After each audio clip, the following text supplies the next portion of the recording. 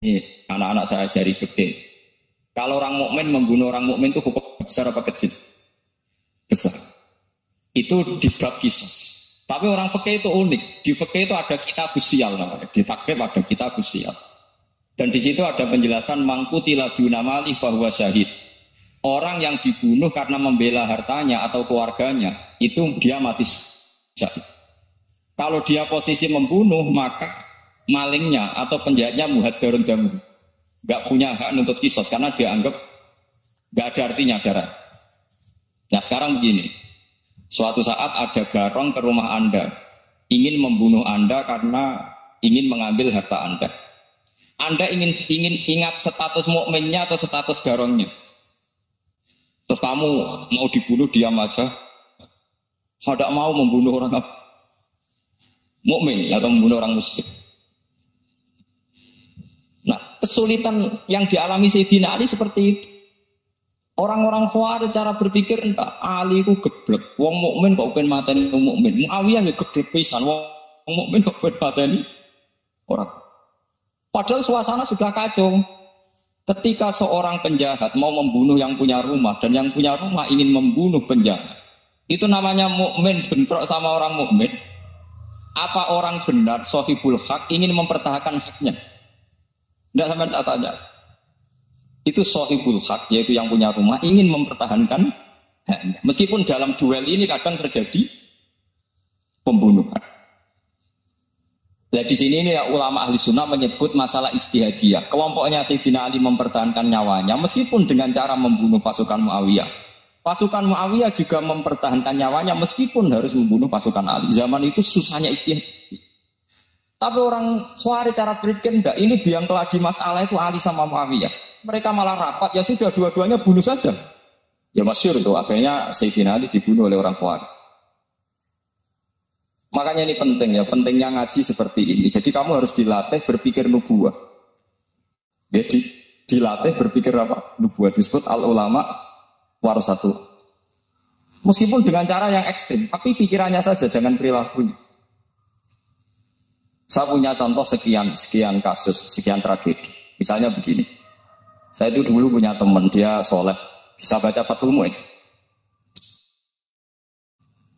Dia itu janggal, bilang sama saya, Gus, tidak biasanya Rasulullah itu agak-agak nyindir orang fakir. Ini kok ada hadis kadal fakru ayakuna kufur. Bahwa kefakiran itu mendekati apa? Kekufuran. Dia itu aneh sekali. Biasanya tidak biasanya Rasulullah kritik seperti. Walhasil ini singkat cerita. Anak ini ngalami satu trauma.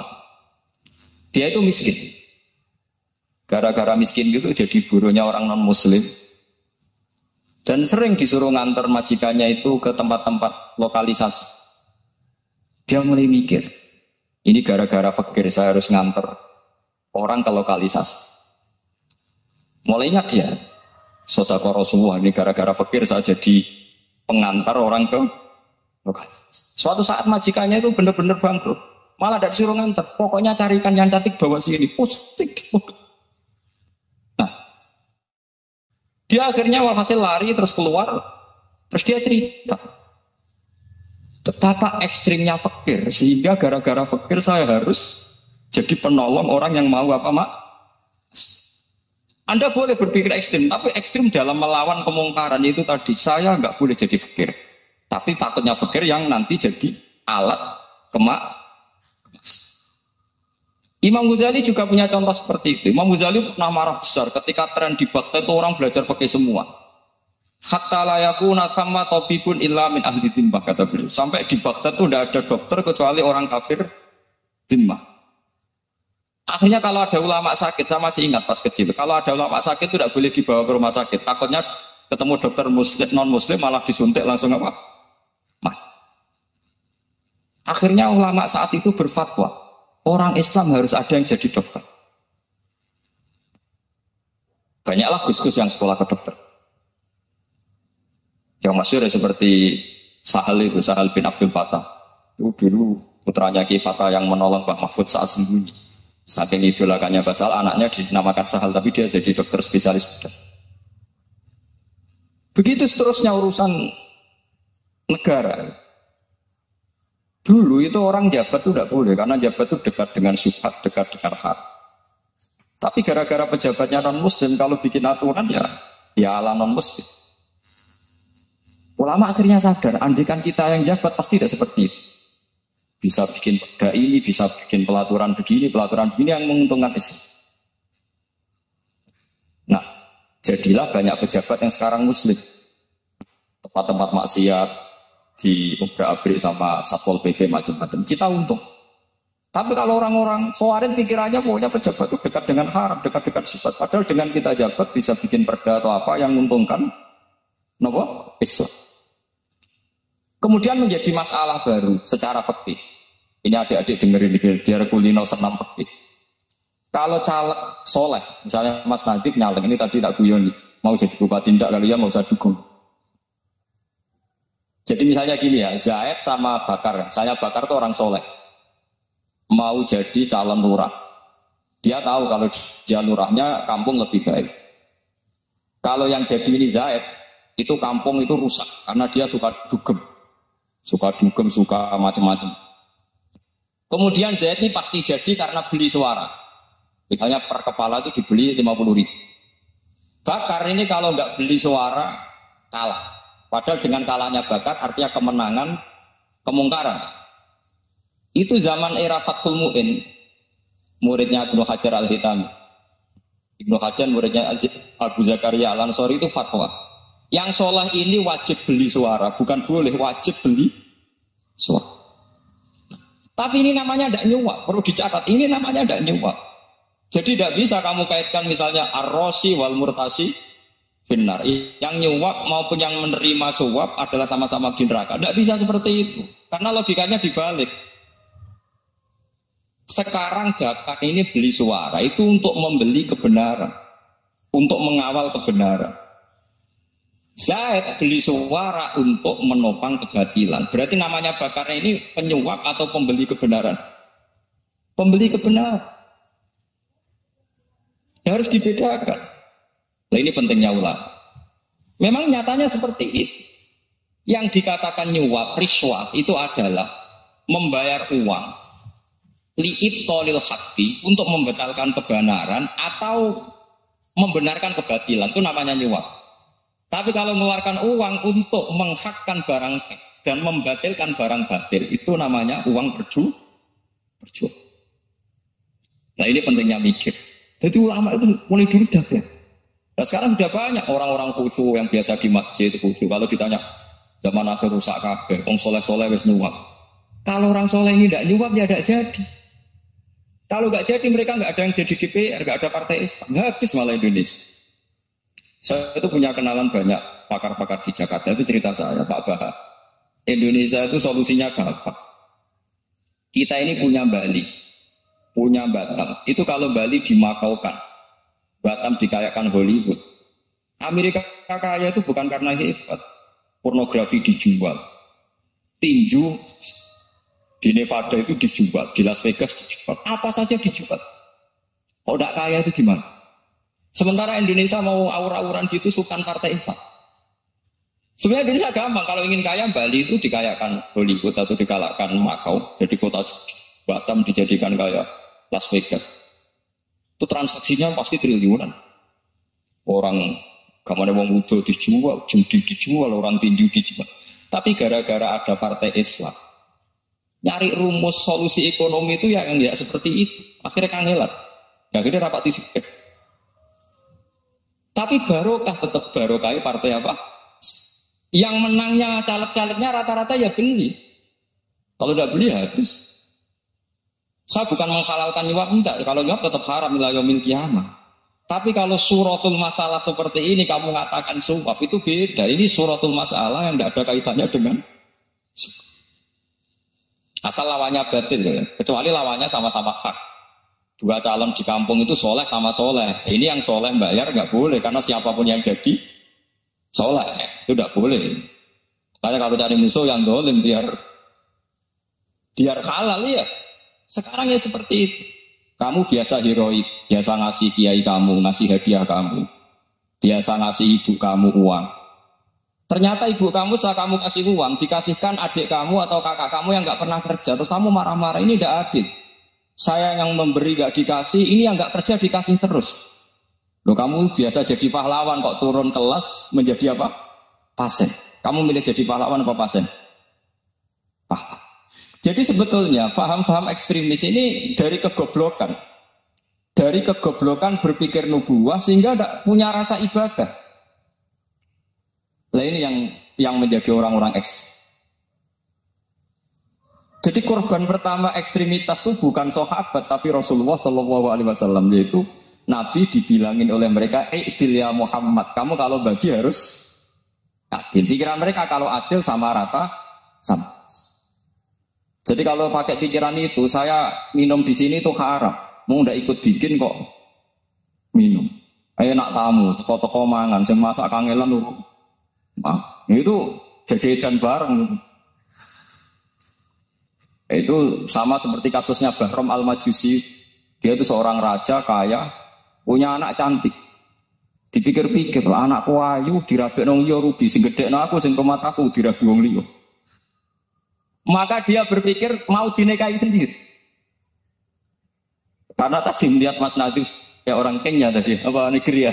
Ini jadi malah nggak layak itu pas dia orang. Ini Mas Nadif ini termasuk harus dukung gerakan tidak ekstrim. Nyawanya masih itu karena barokahnya beliau agak-agak gitu. Tapi nggak sampai liberal ya, agak-agak pokoknya itu. Karena ketika ada gerakan ekstrim di Mesir, itu termasuk dia DPO. Ternyata setelah ada intelijen, beliau pas buka itu nggak makan dulu tapi rokok dulu. Wah ini orang sekuler, nggak ekstrim. Akhirnya nyawanya sampai sekarang itu barokahnya rokok pas iftar itu pas. Nah, tanya ini Mas Indi, iya Mas Indi. Ya pernah sepuh sama saya. Jadi pikiran-pikirannya Bahram itu seperti itu. Walhasil akhirnya Bahram itu menikahi anaknya sendiri.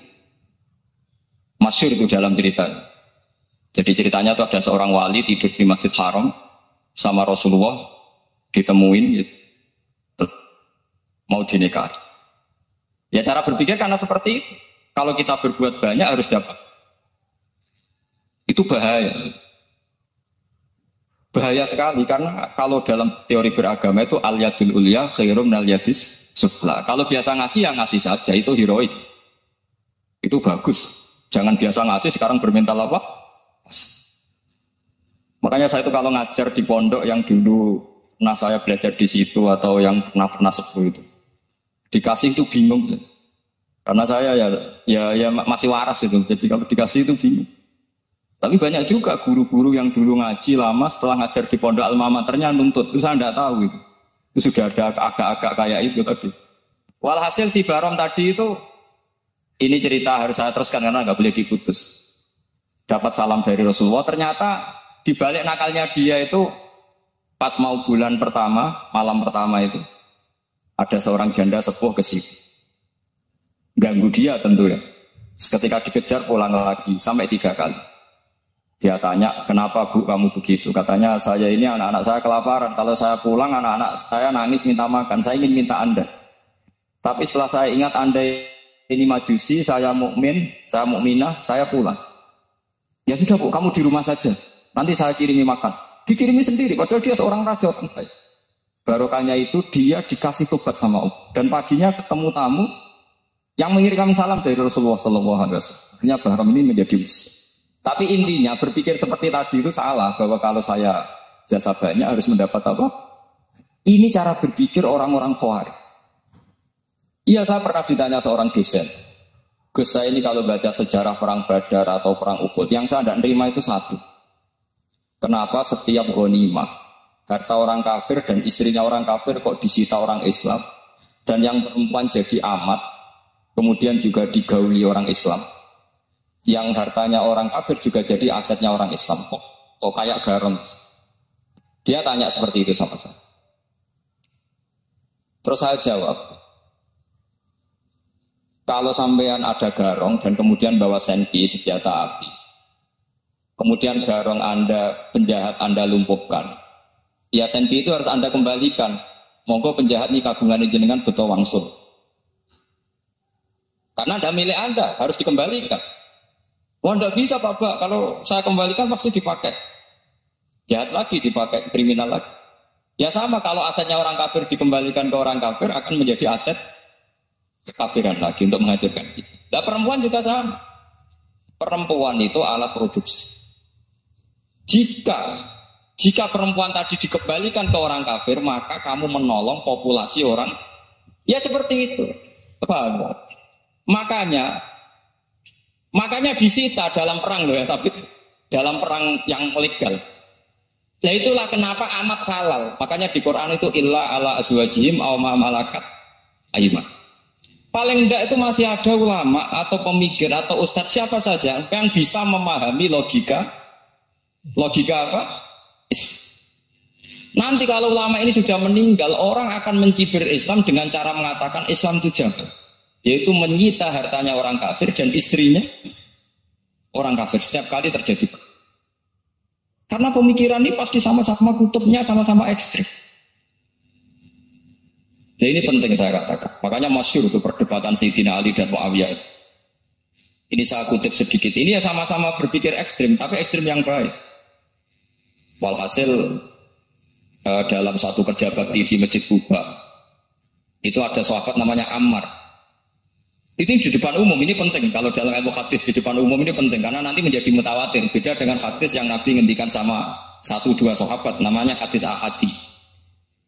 Di depan umum Nabi guyon gini sama Ammar, ya Ammar waihak taktulu ka alfiatul baghiyah. Ammar, kamu ini nasib kamu itu agak sial. Karena nanti yang membunuh kamu itu kelompok yang tidak benar. Alfiatul baghiyah itu kelompok yang tidak benar. Itu disaksikan sekian sahabat. Walhasil suatu saat Ammar ini ikut perang dan ikut pasukannya Ali dan terbunuh oleh pasukannya Muawiyah. Seneng Ali. Walhasil Ammar ditemui sama ya Muawiyah. Al-ana dhuhara bi anna fi'ati haqqun wa fi'ataka baghiyah. Sekarang kelihatan siapa yang benar. Saya yang benar, kamu yang salah. Kenapa? Karena Ammar kelompokku dan terbunuh oleh kelompok kamu. Padahal kata Rasulullah yang membunuh Ammar adalah kelompok yang salah. Muawiyah pintar sekali, dia jawabnya gini, laula kama kutila Ammar. Ammar terbunuh karena bela-belain kamu. Kalau kamu tidak nyuruh dia perang juga gak terbunuh. Jadi kamu ikut andil terbunuhnya siapa? Ammar. Tapi apa kata Sayyidina Ali? Idzan qatala Rasulullah Hamzah. Kalau teori itu Anda pakai, Rasulullah pun membunuh Hamzah. Sekarang Hamzah perang karena suruhan siapa? Rasulullah. Yang membunuh Hamzah siapa? Wahsy. Kalau teori itu Anda pakai, berarti Rasulullah pun membunuh Hamzah. Terus fasa kata Muawiyah, diam. Jadi fikih pun itu diputuskan lewat pikiran ekstrim.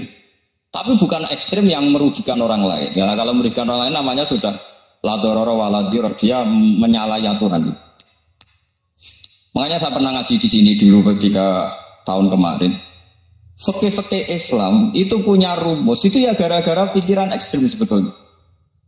Saya pernah nyontohkan adalah orang itu kalau sholat jenazah itu mayitnya di depan. Itu ulama fikih tidak ada yang punya alasan. Mau hanya bilang gini, hakada wajadna salafan wa khalafan. Mulai dulu kalau nyolati mayit ya jenazahnya di depan. Ya hanya gitu saja, tidak punya alasan. Makanya ulama lain mengatakan tidak apa-apa jenazah di belakang, yang sholat di depan. Kenapa? Fa innaha laysat bimanzilatil imam. Memangnya jenazah imam harus di depan. Itu ya tidak ada yang bisa bantah. Bagaimana mungkin harus di depan? Oh enggak, imam kok harus. Yang harus di depan itu imam. Jenazah itu imam apa enggak?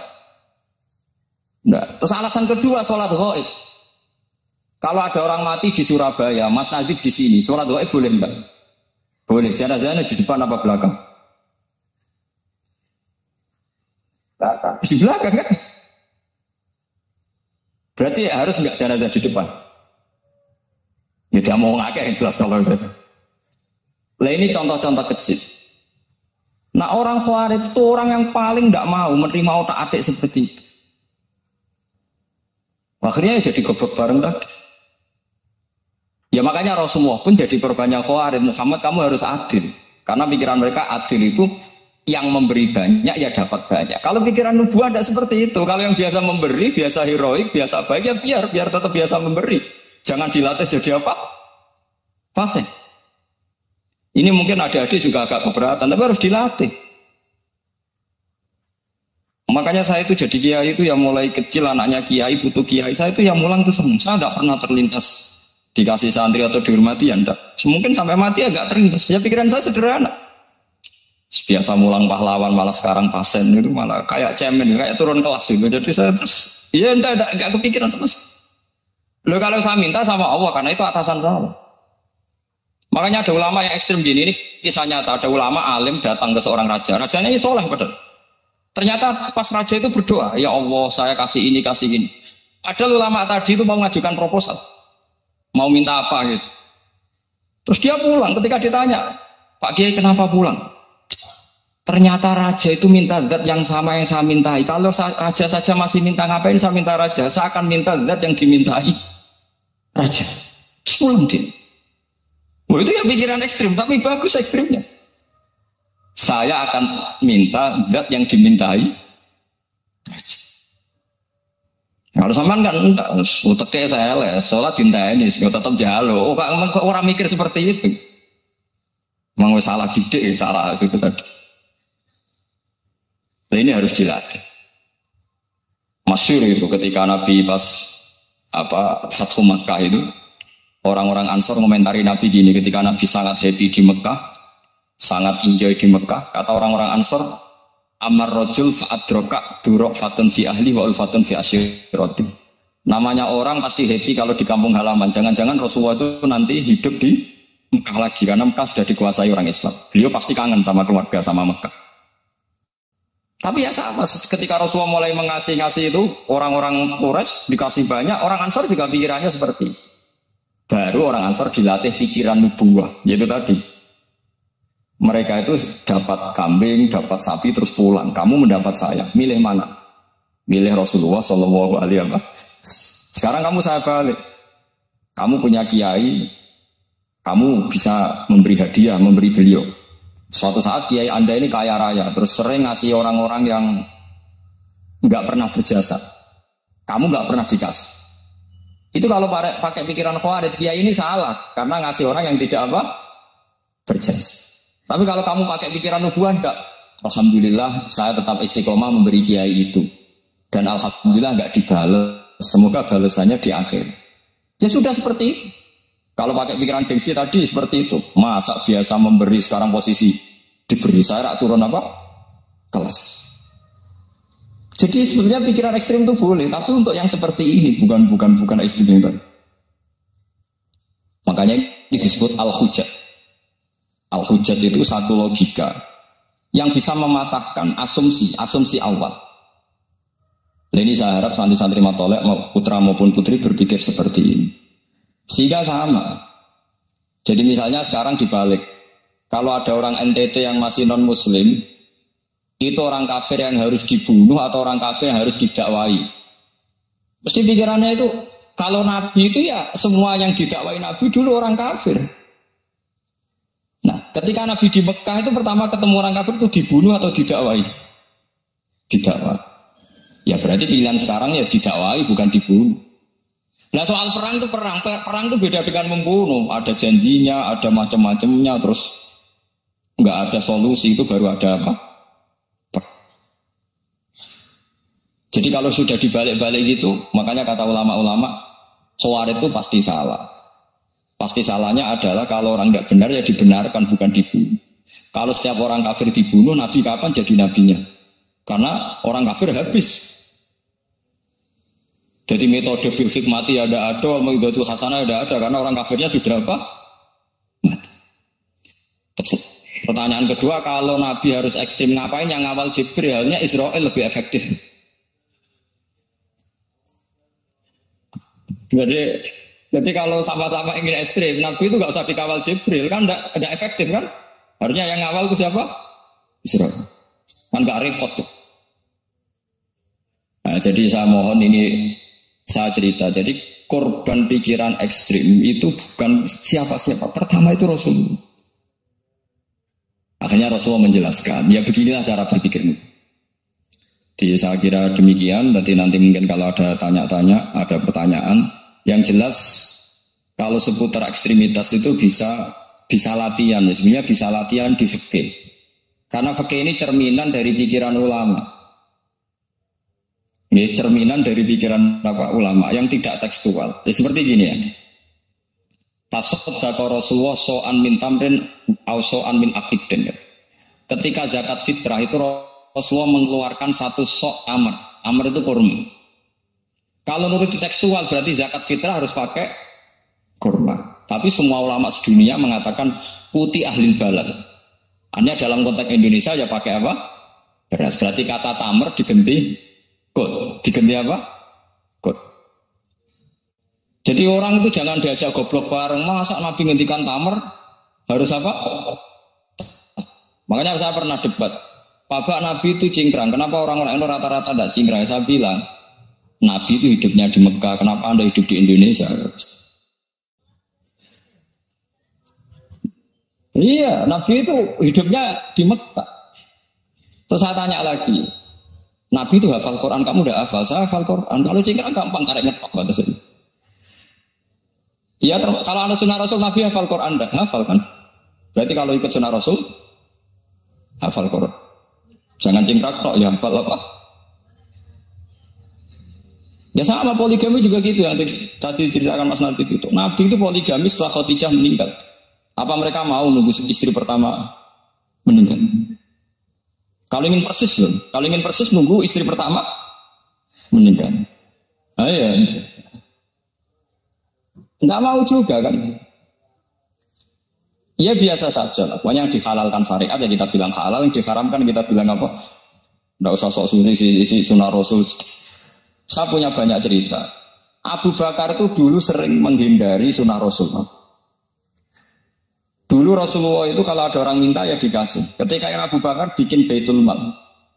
Ketika ditanya ini zaman Rasulullah tidak ada. Kata Abu Bakar, gua Rasulullah. Beliau itu Rasulullah. Gua gak di-manage ya negara tertib. Umar bikin pasukan. Pasukan itu diangkat negara. Kalau dulu zaman Nabi yang ikut perang bahaya, yang tidak perang namanya munafik.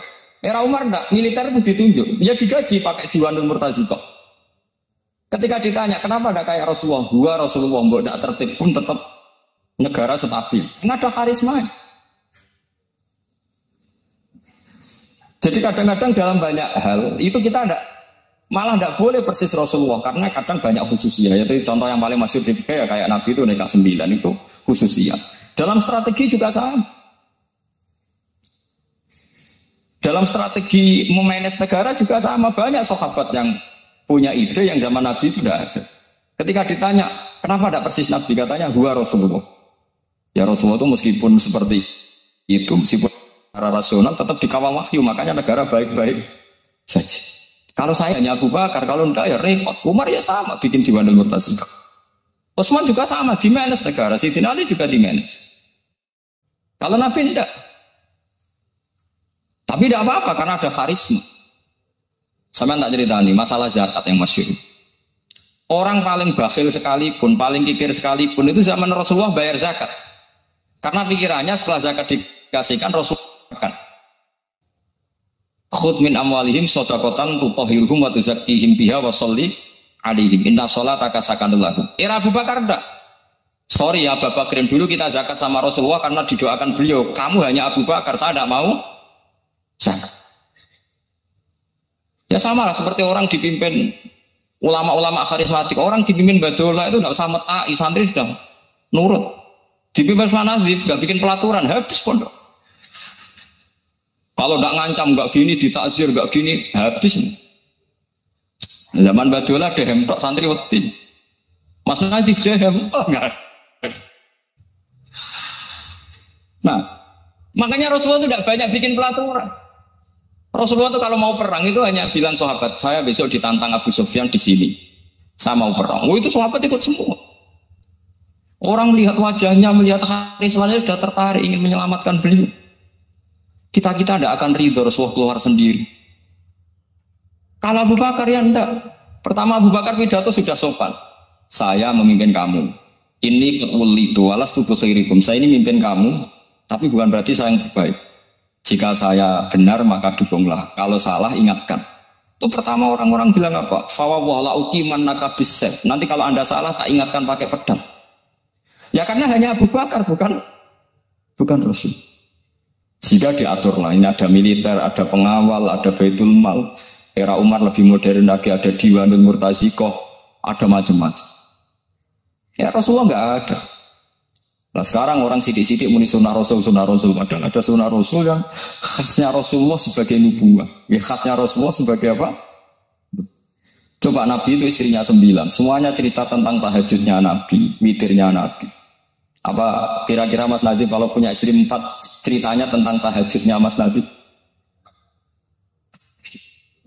Kan enggak. Nah, jadi saya mohon, sebetulnya pikiran-pikiran ekstrem itu karena enggak mau belajar. Enggak mau belajar. Dan kalau mau belajar itu, kata Imam Ghazali itu dalam kitab Imla, Al-Imla fi Iskalatil Ihya'id, fal ma'ani awsa'u minal ibarat. Yang namanya ma'ani itu awsa'u minal ibarat. Jadi yang fal ma'ani awsa'u minal ibarat. Jadi yang namanya makna itu lebih luas minal apa? Ibarat. Nah, ini contoh yang paling nyata ya Sayyidina Ali. Ketika Sayyidina Ali perang sama Muawiyah, itu Sayyidina Ali bilang, sebaiknya Muawiyah kirim delegasi, mediator. Saya juga kirim mediator. Terus orang-orang Khawarij karena tadi tekstual. Mahada ya Ali. Ini apa ya Ali? Lam yujad fi kitabillah, aturan mediator itu tidak ada di Quran. Bahwa kalau kita perang harus ada mediator itu tidak ada. Terus Sayyidina Ali baca ayat wa in khiftum shiqaqa bainihima fa'asu hakamam min ahli wa hakamam min ahliya. Jika lelaki dan perempuan suami istri terjadi shiqaq, terjadi konflik, maka suami kirim satu mediator, yang pihak perempuan juga kirim mediator. Terus Sayyidina Ali ngendikan wa amru Muhammad a'zamu min amri rajulin wa imra'atin. Urusan umat Muhammad lebih serius ketimbang urusan hanya sekedar suami dan istri. Maka kita butuh hakam, butuh mediator. Baru 4.000 orang Khawarij tobat mengikuti pikirannya Sayyidina Ali yang tidak tekstual. Sama seperti zaman Rasulullah. Ketika Rasulullah mau perang Badar, saya ini mau perang Badar kata Rasulullah. Musuh saya itu 1.000 lebih. Kalian hanya 313. Apa kita teruskan? Itu sahabat langsung bilang gini, saya itu hafal teknik. Idzan lanaqulu laka kama qalat banu Israil fathab anta wa rabbuka faqatila inna hahuna qa'idun walakin idhab anta faqatila inna ma'akum muqatilun.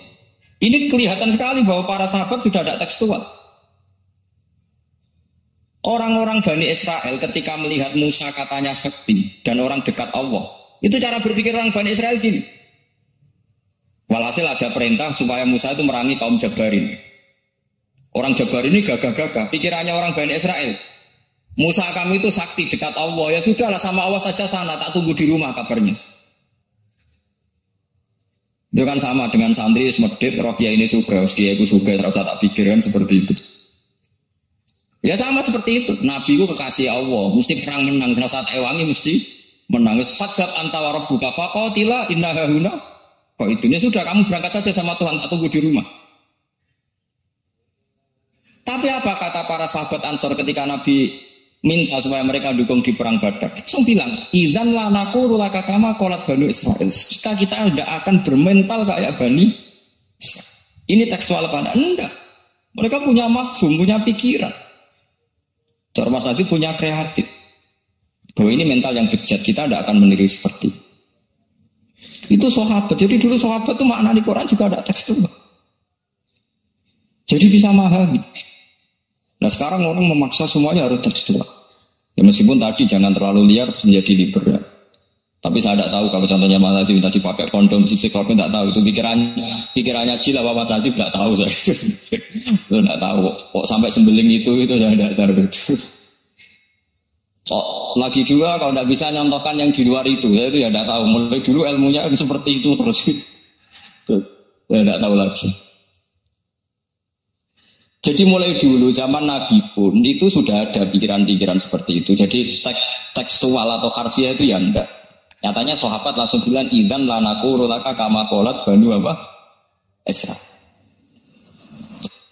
Kalau kamu berdoa itu yang tadarruk itu ya yang sangat sopan wakuf ya secara diam-diam atau secara enggak berlebihan. Terus terusannya ayat innahu la yuhibbul mu'tadin. Allah itu tidak suka orang yang melewati batas. Itu termasuk melewati batas dalam doa karena ada unsur mendekati Allah. Saya memberi contoh tadi. Sehingga kita sebagai cowok berdoa, ya Allah saya ingin punya istri cantik, sholihah, nasabnya baik, gak pernah cerewet, gak pernah apa. Itu kan nanti nyarinya juga susah. Nanti kalau Allah menjabatkan itu adanya di surga, tinggalnya rapi-rapi, kira-kira. Ya itu sudah berlebihan. Terus kalau ada ulama mengatakan doa itu mukhul ibadah, itu maksudnya gini, doa itu bukti kita minta, minta itu bukti kita lemah. Nah merasa lemah itu sudah bagian dari ibadah. Makanya masyhur itu syairnya Abdul Al-Haddad itu, fadu'ai wabdihali dalilun di 50 kori itu.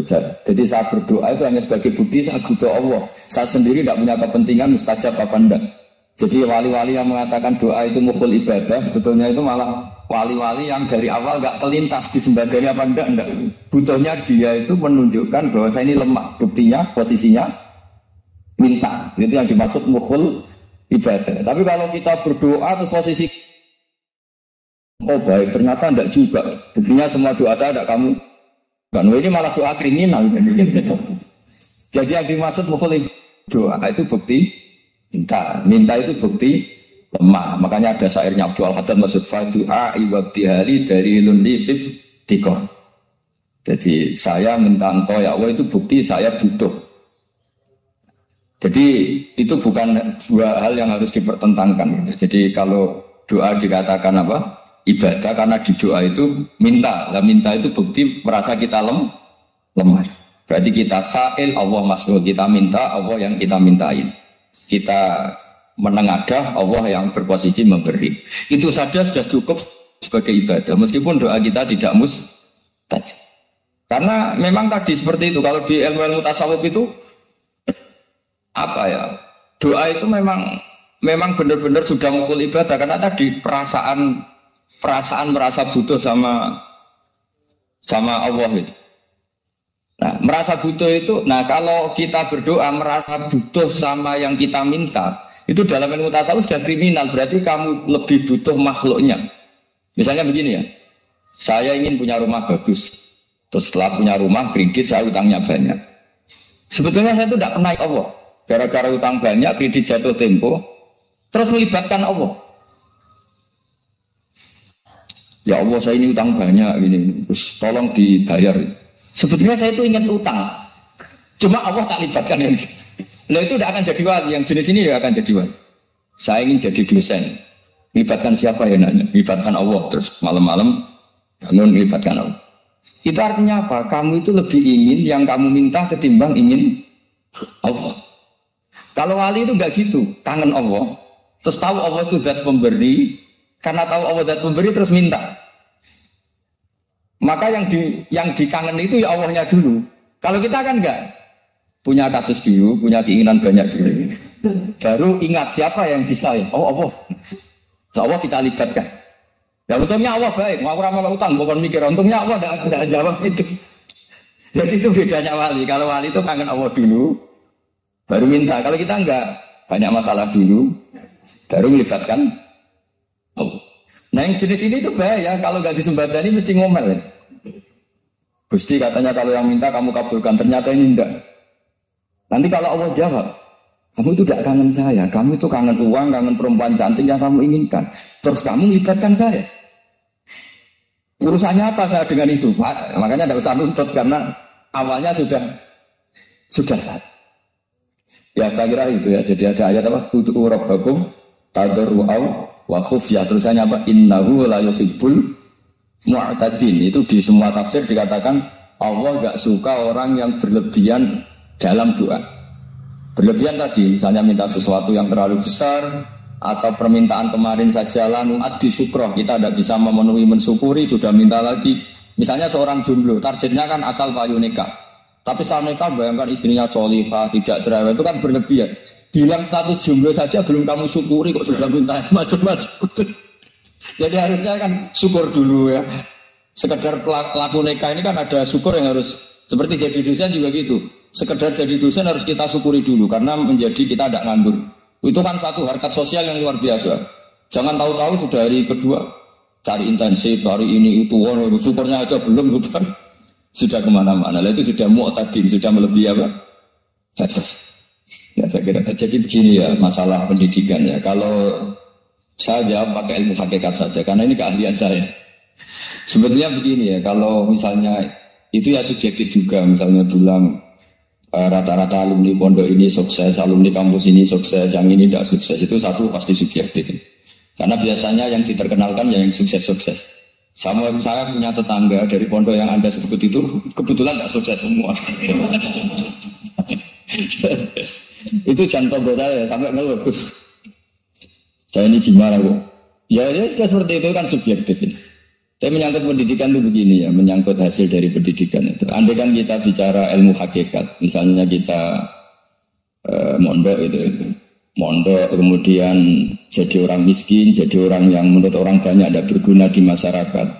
Ternyata kita ini orang yang kelihatan tidak punya karir, tapi kalau malam sujud sama Allah. Punya anak niat memperbanyak orang sujud, terus punya ibu yang sakit-sakitan kita rawat. Meskipun kita tidak jadi dosen, tidak jadi menteri. Tapi indawa itu luar biasa karena berstatus ngerawat ibu, ngerawat anak, ngerawat istri.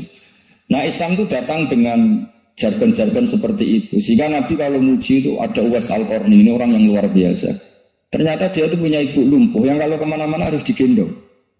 Ketika tetangga-tetangganya berhasil sowan Rasulullah itu Uwais Al-Qarni tidak bisa. Karena setiap ibunya dipamitin mau sowan ke Rasulullah itu sama ibunya nggak boleh.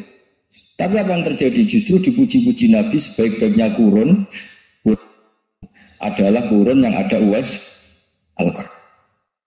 Saya punya teman, ini kisah nyata, saya berkali-kali ngisi ngaji di komunitas ulama. Ini mungkin tidak bagus untuk kampus, tapi harus saya utarakan supaya ya kita evaluasi. Saya bilang gini, saya ini jadi kiai itu saya ngiri sama orang goblok. Orang goblok itu baru kata saya gitu. Itu kiai kaget semua karena saya bilang orang goblok itu baru. Saya beri contoh gini, misalnya saya pinter, terjuara MTQ, juara hafal Quran atau juara baca Quran secara tartil. Ujung-ujungnya saya dapat hadiah umroh atau apalah, atau hadiah rumah atau apa. Pertanyaannya adalah mendapat. Saya ulang lagi, mendapat. Sementara ada santri yang bodoh, gara-gara bodoh itu dosen UI yang enggak, jadi kiai yang enggak, akhirnya dia jadi bekerja di Korea. Barokahnya bodoh tadi. Karena di Korea melihat orang ateis, akhirnya dia kepikiran bikin masjid. Sebagian gajinya disumbangkan untuk masjid. Ini bodoh pendiri masjid. Tapi kita gara-gara dosen dakwah di masjid, ini pinter dapat uang dari masjid. Nah ini bukan nyindir, ini biasa saja. Ini maksud saya. Maksud saya, kamu jangan ngabaikan hidup. Akhirnya apa yang terjadi? Saya ini punya teman ini betul. Saya ini kan kecelok dulu itu Gus Alim. Nasib saya di mana-mana dihormati. Kadang saya merasa dosa. Kok dihormati? Saya punya teman, dulu gobloknya minta ampun sekolah sama itu. Gobloknya, soalnya gobloknya harus disepakati. Ya, goblok mau jemaah kira-kira. Singkat cerita, dia itu hidup di pedalaman Kalimantan sekitar tahun 92. Dulu kan biasalah di dalam hutan itu mesti ada penebangan hutan macam. Dia ada bosnya, jelas dia ada bosnya. Saya yakin juga agak kriminal. Karena dia tidak yang ilegal logging. Pokoknya ditektir dia hidup di tengah kotoran. Setelah itu dulu gak ada HP. Saya kirim surat ke saya, Gus, saya ini hidup di tengah hutan. Tapi saya ini muslim pernah mondok. Kalau gak bikin sumpah itu gak enak. Bikinlah dia Jumatan. Nah karena dia pernah ngaji fikih Syafi'i, kalau Jumatan gak ada orang 40 itu harusnya zuhur tidak Jumatan. Tapi orang yang kerja di situ tidak mau. Wong dino Jumat kok zuhuran loh Pak. Kalau dino Jumat ya Jumatan ya. Tanya saya, Gus itu kalau ada kaulnya enggak supaya Jumatan tidak orang 40 sah. Singkat cerita dia lama-lama jadi pendiri masjid di situ. Dia punya sedikit gaji ya dipakai masjid, punya sedikit tanah diwakafkan untuk masjid. Artinya apa? Indawa ini banyak orang bodoh, ternyata di komunitasnya dia muassis, pendiri, pemberi. Sementara kita yang kecelok pinter, dapat umroh, dapat bonus. Kira-kira nanti kita ketemu Allah. Kamu pernah nyumbang Islam apa? Yang bodoh jawab, oh nanti Gusti bikin masjid di pedalaman. Kita yang pinter. Kayaknya kalau memberi enggak lah Gusti.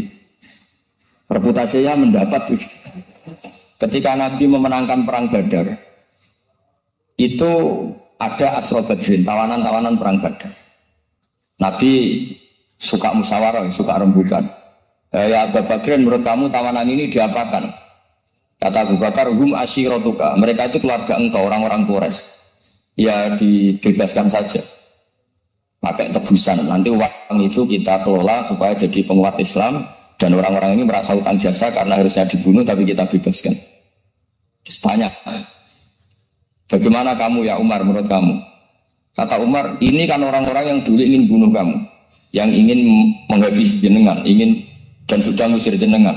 Ya setelah ketangkap ya dibunuh, kok repot. Apa kata Rasulullah? Rasulullah spontan ngendikan, innama salaka ya Abu Bakrin kama sali Ibrahim. Kamu ibarat kayak Nabi Ibrahim. Izqala faman tabi'ani fa innahu minni wa man asani fa innaka ghafurur rahim. Jadi Nabi Ibrahim itu unik. Melihat umat itu sesyafakoh itu. Syafakoh itu banget sayangnya. Nabi Ibrahim cara berpikir, faman tabi'ani fa innahu minni. Orang yang ikut saya ya Allah pasti golongan saya. Tentu layak masuk surga. Wa man asani, orang yang mendurhakai saya, fa innaka ghafurur rahim. Engkau Maha Pengampun. Bukan yang mendurhakai langsung masuk neraka, enggak. Engkau Maha Pengampun. Wa masaluka ya Umar kama salimnu isqala rabbil la tadhar ala ardi minal kafirina dajar. Kamu mirip Nabi Nuh, inginnya semua orang kafir dihabisin. Ya masyhur kan Nabi Nuh itu enggak ingin ada orang kafir sampai ada banjir tufan. Nah kalau sama tanya bedanya apa dengan garis keras sekarang? Bedanya ya beda sekali. Kalau Nabi Nuh benci sama orang kafir itu diserahkan yang punya. Sehingga yang punya yaitu Allah yang menghukum dengan banjir bandang. Tapi kalau kita kan kadang kita bertindak sendiri. Jadi potensi disalahkan. Yang jelas dalam hadis-hadis sahih, Nabi Nuh itu tidak bisa mensyafaati karena itu. Ketika diminta ini hadis sahih bukan ada di Bukhari, ada di Muslim. Karena banyak kalau di kota itu ditanya ini sahih enggak? Untungnya yang tanya kadang enggak paham, ini alhamdulillah hanya ada di wah repot. Nabi Nuh itu diantara sebabnya enggak bisa mensyafaati adalah pernah mendorong Jawa masuk no kaume. Kalau dalam bahasa Arab itu da'ali zaidin berarti mendoakan positif. Kalau da'ala zaidin mendoakan negatif. Kalau orang Jawa itu ada doa, ada pasat. Nabi Nuh adalah orang yang pernah maksudkan kaumnya. Ya. Saya cerita sedikit tentang Nabi Nuh dan Nabi Ibrahim. Nabi Ibrahim dianggap tadi cerminannya Abu Bakar, dianggap niru Ibrahim, cerminannya Umar, dianggap niru Nabi siapa? Nabi. Lalu kalau sampai tanya, bedanya gimana? Begini logikanya. Kita mengkaji secara akademik begini. Ada ulama besar namanya Abu Hasan Asyadili, itu masyhur di Indonesia menjadi Thariqah Asyadiliyah. Terus ada seorang muridnya minta gini, ya Abu Hasan Asyadili, tolong saya dikasih ijazah supaya saya tidak pernah maksiat di bumi ini. Karena saya takut sama Allah. Kalau saya maksiat itu merasa tidak nyaman dengan Allah. Abu Hasan Asyadili ini malah marah besar. Atuhibbu alla tadhharu maghfirati. Kalau kamu tidak pernah maksiat, berarti kamu suka maghfirahnya Allah Ta'ala itu tidak kelihatan. Karena tidak ada yang maksiat. Tapi bukan dukung kamu yang tidak ada. Nah, ini cerita ilmiah. Tapi kalau Said Abdul Al-Haddad itu kebalikannya. Ada orang fasik itu hidup berkeliaran, mengganggu masyarakat, ganggu ketertiban agama. Ada kiai atau siapa itu mendoakan supaya tobat atau dikasih panjang umur supaya nanti bisa tobat. Itu beliau Said Abdul Al-Haddad marah besar. Man da'a li fasikin bil baqa faqad ahabba ayyusawahu fi ardi. Orang yang mendoakan orang fasik hidup berarti dia suka Allah dimaksiati di buminya. Jadi akhirnya jadi kutub besar, yang satu Sadiliyah, yang satu Haddadi. Kenapa? Karena tadi yang satu cerminan Nabi Isa, yang satu cerminan Nabi Yahya. Sebagaimana sabda Rasulullah tadi, ulama ummati ka anbiya'i bani Israil. Sehingga masyhur dalam aplikasi pengajaran juga gitu. Masyhur sekali dalam kitab-kitab diceritakan. Kalau Said Abdul Al-Haddad, kalau ada orang sowan itu, kamu ngaji sama siapa? Sama si A. Pernah nangis gak pas ngajar? Gak pernah. Dia tidak terus, gak usah diterusin ngaji orang seperti itu. Hatinya atas, wong orang iso nangis. Tapi kalau Abu Hasan Asyadili kebalikan. Kamu ngaji sama siapa? Sama si A. Pernah tertawa enggak kalau ngaji? Enggak pernah. Sudah, enggak usah ngaji sama orang itu. Orang enggak bisa syukur. Jadi Jadi itu manhaj besar. Nah akhirnya orang-orang kayak kita ini gak jelas semua, nangis ya bisa, suka guyu ya bisa. Cuma celakanya kalau kita nangis karena tidak punya uang, kalau guyu karena punya uang, itu masalahnya. Tapi kalau wali-wali dulu enggak, kalau senyum ya karena saking yakin rahmatnya Allah itu wasiat rahmatuh. Kalau nangis ya karena takut azabnya Allah. Kalau kita kan enggak, sangat-sangat materialistik. Ini yang membedakan kita. Sebenarnya nangis dan senyum itu satu keharusan karena Allah punya madharul jalal. Ketika Allah dengan sifat keagungannya, maka kita ini seorang Jawa seraka bersenyum. Tapi Allah itu kadang sebagai madharul jamal, adanya satu keasikan. Sehingga yang merengut itu yang salah. Makanya dalam ilmu tasawuf, kutub wali itu hanya dua. Allah dengan madharul jalal, dengan Allah yang madharul jamal. Contoh madharul jalal misalnya gini. Ketika Nabi Musa ingin melihat Allah, saking kangennya ingin melihat Allah. Rabbi arini anzur ilaik. Ya Allah, saya beri hak untuk melihat engkau. Allah dengan jalalnya gini. Allah itu qadim, superior. Tentu gak layak tersentuh barang hadis. Barang hadis itu makhluk. Sehingga ketika falam mata jalla rabbuhu lil jabali ja'alahu dakka wa kharra Musa sa'iqa. Sehingga gak levelnya apapun hebatnya Nabi ini tetap makhluk. Sementara Allah itu qadim. Gak kuat. Makhluk yang fana ini, yang profan ini gak kuat. Gak kuat menampung zat yang qadim, yang superior. Sehingga gunung pun hancur. Nabi Musa pingsan. Tapi ketika Allah dengan madharul jamal itu Allah dengan keindahannya, dengan kasih sayangnya, memberi hak makhluknya untuk melihat. Nah, di sini ini Allah sering ngendikan wujuhu yauma idzin nadhirah ila rabbiha nadhirah. Nanti ada wajah-wajah yang di surga itu melihat saya kata. Tapi apakah betul melihat kayak saya melihat dosen, melihat Pak Rektor, melihat teman-teman itu tidak bisa. Karena Allah itu qadim, sehingga meskipun manusia ahlu jannah melihat Allah, tetap Allah ngendikan la tudrikuhul absar wa huwa yudrikul absar. Karena Allah di balik jamalnya ya punya jalal, di balik jalalnya juga punya jalal. Sehingga selalu di Quran itu diulang beberapa kali supaya proporsional. Nah, kenapa ahli sunnah tetap berkeyakinan Allah bisa dilihat? Logikanya begini. Fa inna kulla mawjudin yasihu ayyura. Allah itu zat yang nyata-nyata wujud dan punya eksistensi. Di mana-mana sesuatu yang wujud itu layak untuk bisa dilihat. Lalu pertanyaannya gini, kenapa kita tidak bisa melihat sekarang kok nunggu di akhirat? Karena mata kita sekarang itu profan, fana. Sementara kita setelah di surga, tubuh kita didesain abadi. Ya saya ulang lagi ya, setelah kita di surga, semua fisik kita ini didesain abadi. Tentu karena desainnya sudah abadi, layak melihat zat yang abadi. Tapi pertanyaannya, kenapa tidak bisa ikhatoh, tidak bisa melihat sampai faham, la tudrikul absar? Karena abadi kita itu diabadikan. Sebagaimana surga abadinya diabadikan, neraka diabadikan. Sementara Allah abadi dengan dirinya sendiri, yaitu Al-Qayyum, atau dalam bahasa ngajinya Qiyamuhu binafs. Nah lalu pertanyaan, makanya Mu'tazilah itu menentang betul kalau orang di surga bisa melihat Allah. Cara berpikir Mu'tazilah, melihat itu artinya yang dilihat ada arahnya, sementara Allah terbebas dari arah. Tapi kata ahli sunnah cara berpikir tidak seperti itu. Melihat itu pokoknya tahu. Nah, tahu karena mata itu karena kita ditegir tahu itu karena mata. Sebetulnya yang menjadikan tahu itu tidak mata. Ya kalau tahu ya tahu saja, bukan harus pakai mata. Itu cara berpikir ahli sunnah wal jamaah. Jadi saya beri ya bocoran. Kenapa mazhab ahli sunnah itu yang dipilih oleh banyak mayoritas di dunia, jumhur itu. Ahli sunnah itu dianggap pikirannya lebih orisinal. Misalnya ahli sunnah kalau ditanya, kenapa kamu melihat? Ya melihat saja. Kenapa kamu mendengar? Ya mendengar saja. Kesannya itu tidak rasional, kayak orang yang nggak pinter itu. Tapi sebetulnya itu yang benar.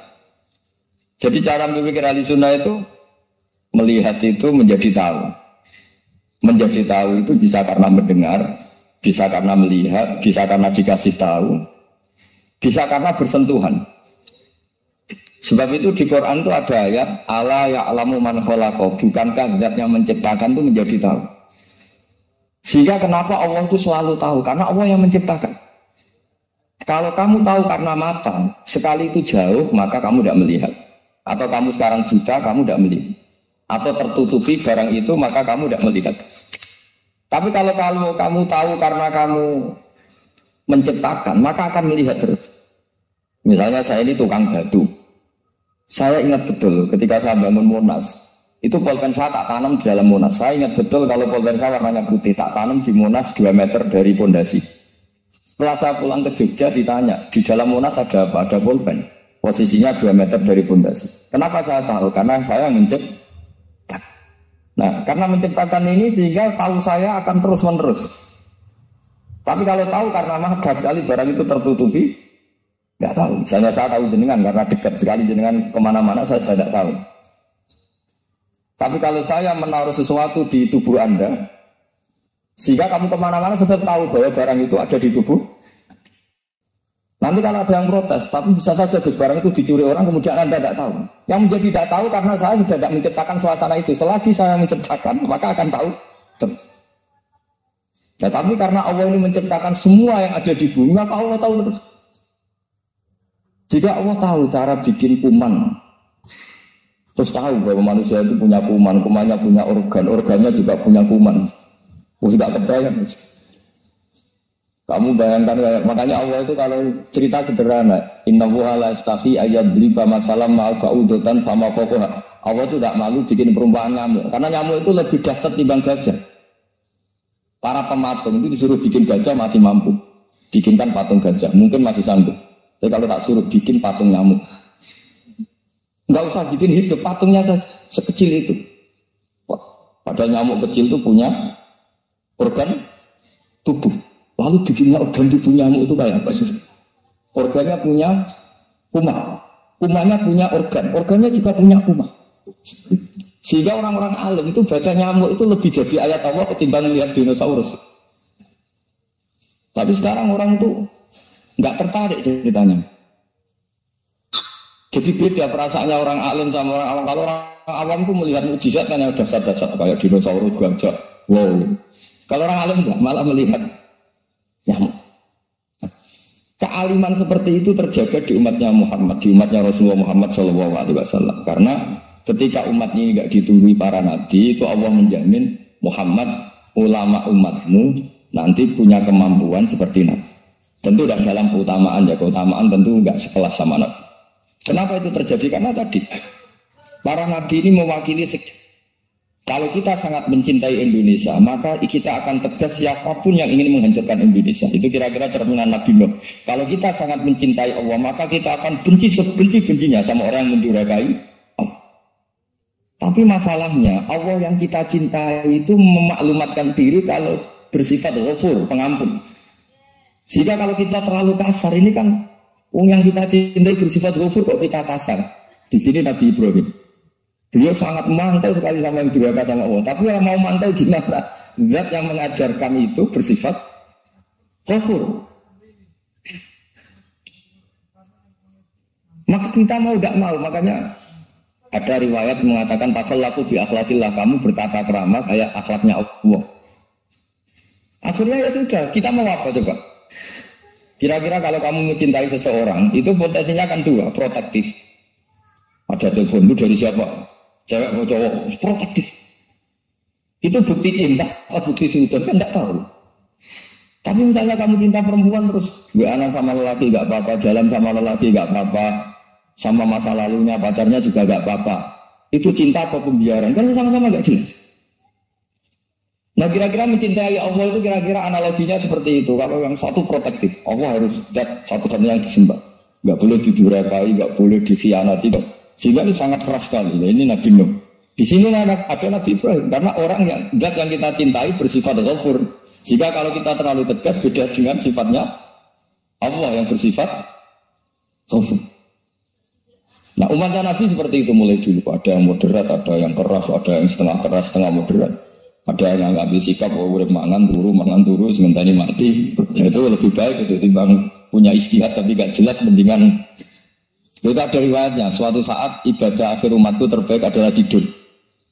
Maksudnya tidur itu gak ngambil sikap, masyhur itu. Saya beri riwayat yang ada di Bukhari Muslim. Satakunu fitanun, al-qa'id fiya khairun nal-qa'im, wal-qa'im fiya khairun nal-masi, wal-masi fiya khairun nasai.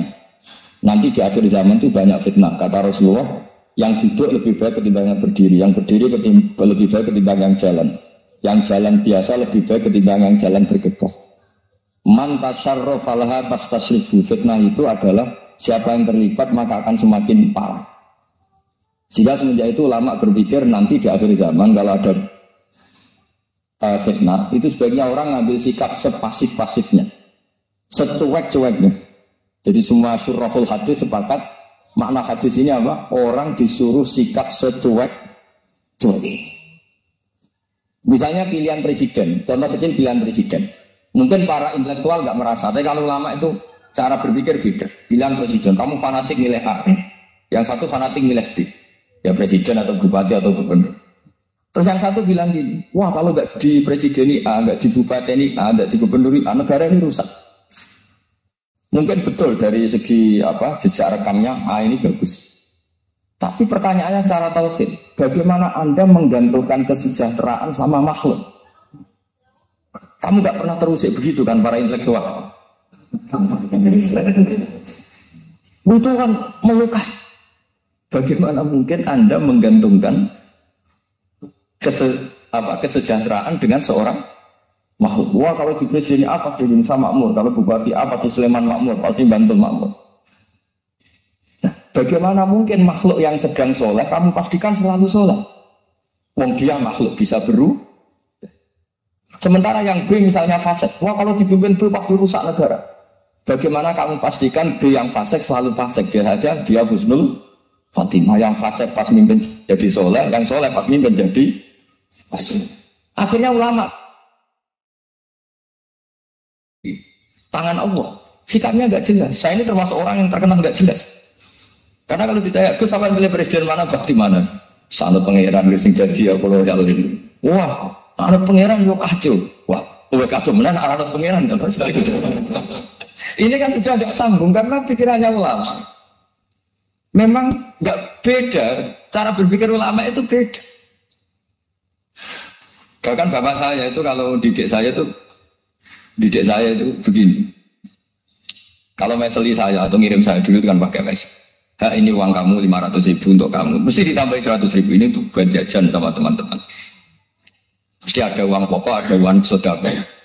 Dulu saya sering tanya, kenapa bapak sangat menghormati teman-teman saya? Kata bapak, aku mondok aku ora iso nyukupi, sing iso nyukupi ya kanca-kanca.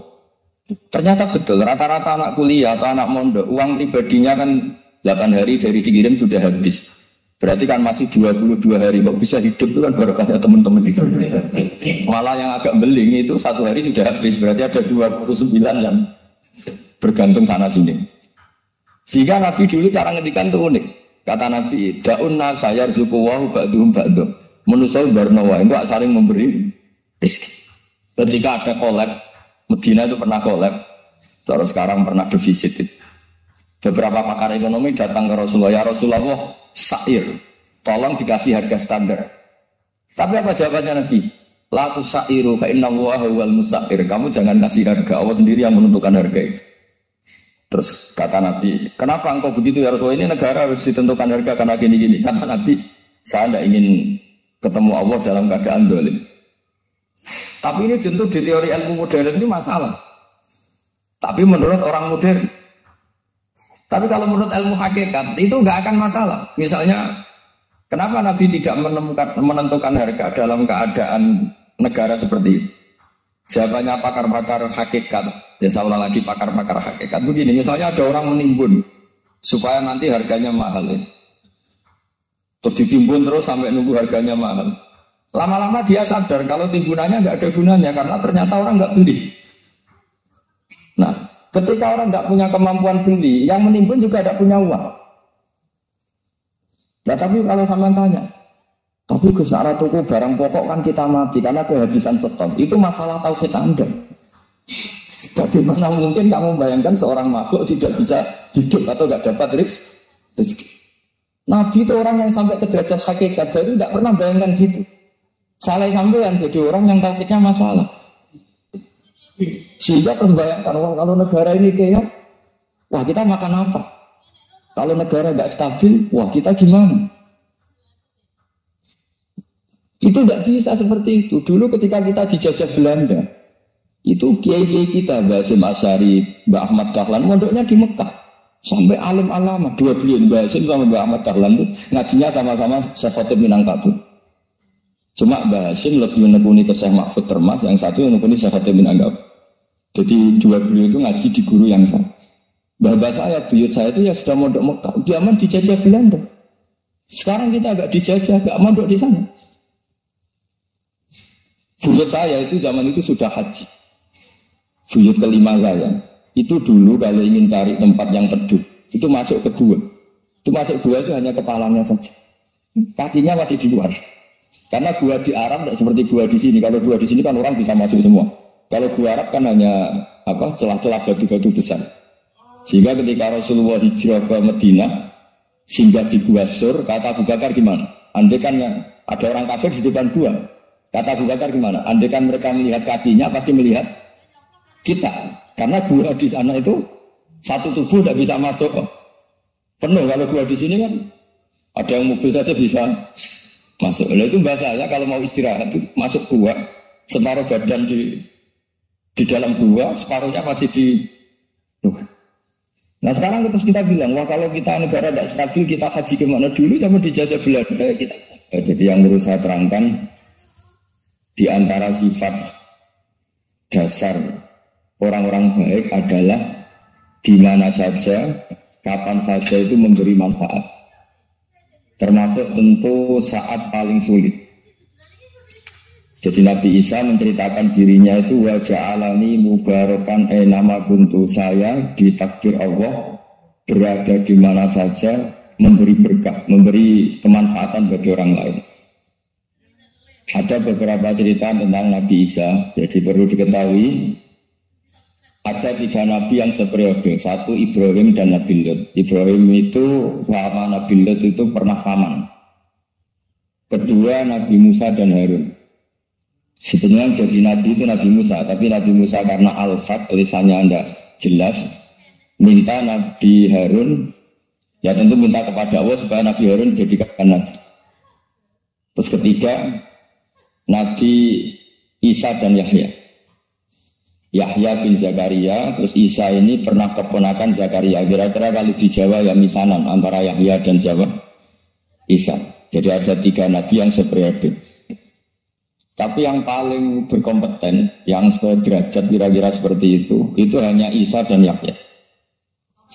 Karena Nabi Lut dan Nabi Ibrahim itu beda level. Karena Lut ini pernah keponakan, jadi hubungannya kira-kira yang murid dan guru. Terus Musa dan Harun itu juga nggak level, karena Nabi Harun ini jadinya Nabi itu atas permohonan Nabi Musa. Sehingga meskipun Harun itu kakaknya, tapi nggak berani bantah. Jadi Nabi Musa itu dalam cerita, beliau itu al-sak. Al-sak itu lesannya agak kedal. Tapi ini al-sak yang barokah. Jadi dulu ceritanya Musa kecil, karena dia seorang Nabi, beliau seorang Nabi. Itu kalau melihat Fir'aun itu mantelnya bukan main. Padahal kecilnya dirawat Fir'aun. Singkat cerita mulai kecil sudah usil. Kalau melihat Fir'aun itu ya jenggotnya dipakai mainan. Pokoknya nakal. Lama-lama Fir'aun curiga, dasar orang Israel. Nabi Musa ini turunan Israel. Lama-lama Fir'aun itu yakin kalau itu sengaja. Akhirnya Fir'aun mau membunuh Musa. Terus kata istrinya Fir'aun, Musa itu masih anak kecil. Jadi seperti itu ya bawaan anak kecil, bukan bawaan kebencian terhadap orang Kipti, orang Mesir. Kalau dalam bahasa kitab kuno Mesir itu Egypt al-Kipti, makanya disebut Maria al-Kiptiya. Kalau orang sekarang bilang Egypt itu bahasa kunonya Mesir itu al-Kiptiya. Nah, memang secara bahasa Arab Mesir itu gak mungkin, bahasa Arabnya Mesir itu gak mungkin, karena Misro itu maknanya kota. Jadi kalau kamu bilang kamu kemana, ke Misro, ke kota, lagi kota mana, ya kota Mesir, itu bisa debat kusir. Jadi ya kayak kita lah, kita sekolah di mana? Di madrasah. Madrasah terjemahnya apa? Sekolah. Nah, kemudian oleh istrinya Fir'aun ya gini saja, buktikan kalau Musa itu masih anak kecil. Masyhur itu dalam cerita, dikasih bara api sama apel. Sebenarnya Musa kecil ini sudah pintar mau milih apel. Sama malaikat Jibril diarahkan tangannya itu ngambil apa? bara api terus dikunyah. Itu yang menyebabkan lisannya Musa itu alsak, agak pelak.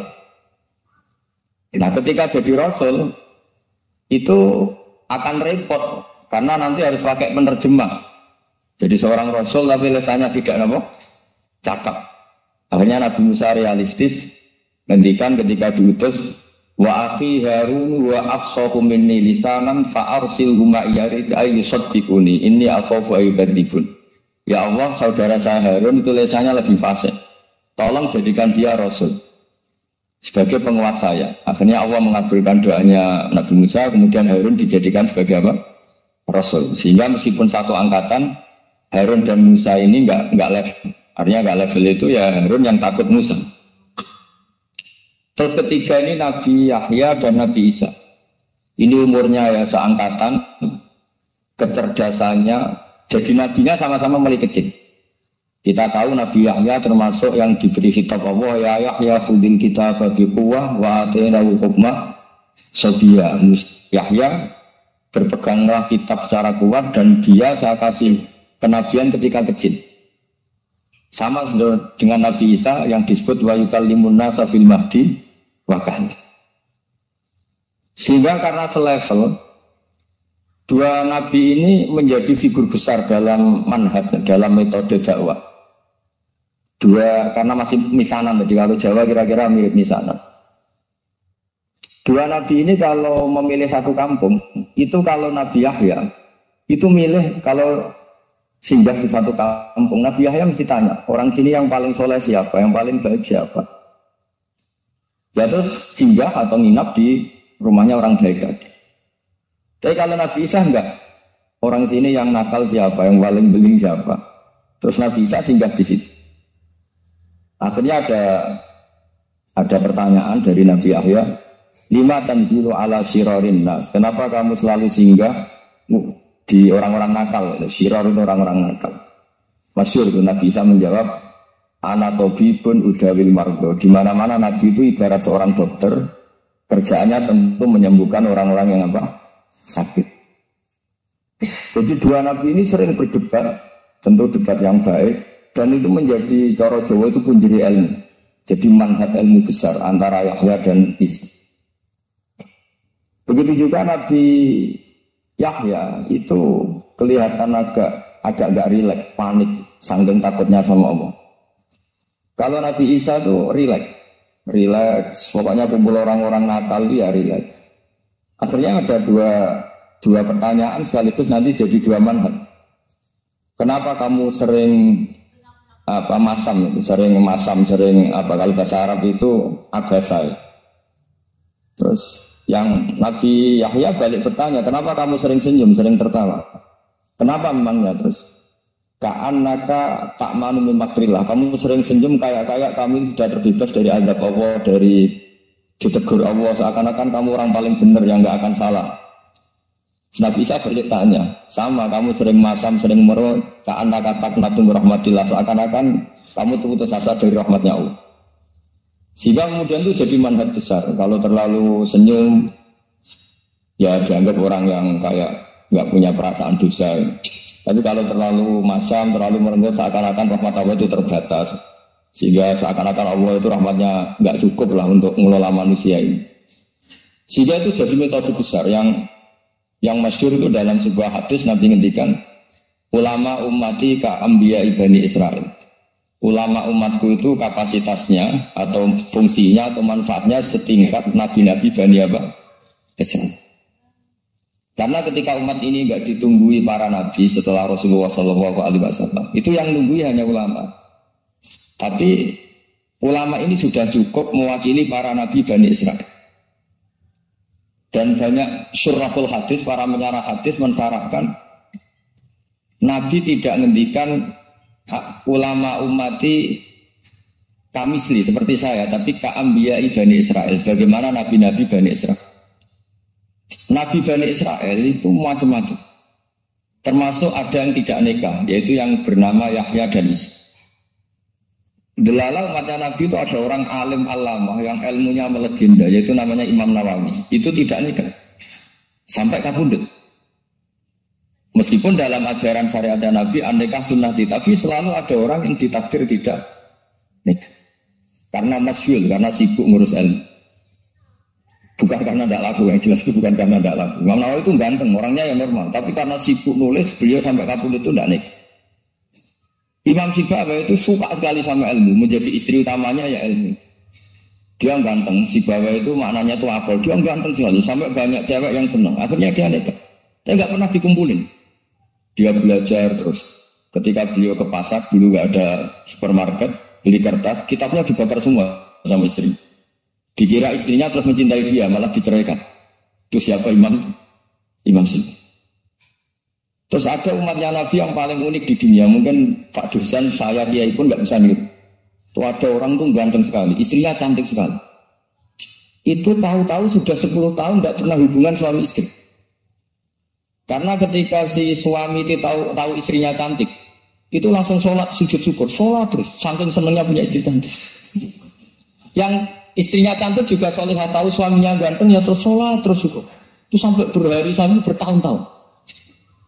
Terus ketika ketemu, cocokan, dek kita sudah nikah berapa? Terus dilihat, kayaknya sudah 10 tahun, tapi tidak pernah hubungan. Oh itu nggak kebayang itu. Ganteng sama cantik, kalau jelek itu mungkin. Yang satu bilang naudzubillah, satu itu kan nunggu rafa saja. Ini enggak ganteng sama cantik.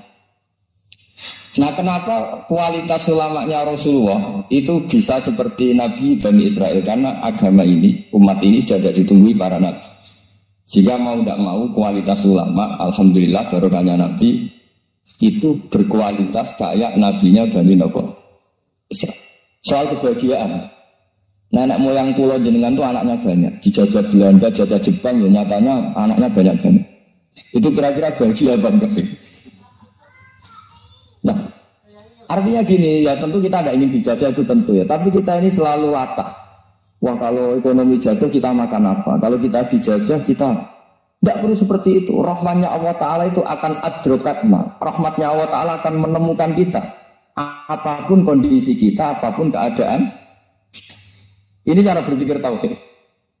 Sehingga Nabi itu tidak pernah bayangkan umatku narata tunggoni piye, ditunggoni Allah. Sehingga masyhur dalam hadis-hadis sahih, la tazalu ta'ifatun min ummati dzahirina 'alal haqq la yadurruhum man khadalahum wala man khalafahum wala man nawa'ahum. Selalu di umatku ada kelompok-kelompok yang selalu membela kebenaran dan tidak akan terkalahkan oleh kesesatan di akhir zaman. Kenapa? Cara berpikir orang tauhid itu sederhana begini. Allah menamakan dirinya Al-Hadi, penunjuk jalan. Dan sifat Allah pasti nafidah, karena Allah tidak terkalahkan. Sama seperti Allah menyifati dirinya Ar-Razzaq, Ar-Razik yang memberi rezeki. Maka orang segoblok apapun, selumpuh apapun, selemah apapun tetap dapat rezeki. Sama, Allah mensifati dirinya Al-Hadi, memberi petunjuk. Maka zaman serusak apapun orang tetap dapat petunjuk. Sehingga kita tidak perlu khawatir, wah nanti zaman kalau sudah rusak nasib Islam gimana? Ya coba sekarang, nasib Islam gimana? Ya baik-baik saja. Dulu ditunggui wali songo ya banyak orang Islam, sekarang tidak usah wali songo. Ditunggui dosen-dosen yang ngajar aja nunggu digaji. Kiai pidato ya ada yang beri salam template. Itu kalau nuruti definisi ikhlas itu tidak ada yang masuk. Tapi meskipun demikian agama juga jalan. Kenapa agama ini jalan? Karena Allah Al-Hadi, penunjuk jalan. Ketika Allah mensifati dirinya penunjuk jalan dan sifatnya Allah pasti nafidah, pasti terjadi. Karena Allah tidak pernah gagal. Sehingga agama ini akan ada terus sampai akhir zaman. Coba Amerika kayak apa? Islamofobia. Di Amerika tambah lama tambah banyak Islam. Eropa juga gitu, Australia juga gitu. Ada kan nuruti teori sosial. Sudah dunia sudah materialistik kayak gini, orang dohirnya itu akan meninggalkan agama. Nyata tidak juga.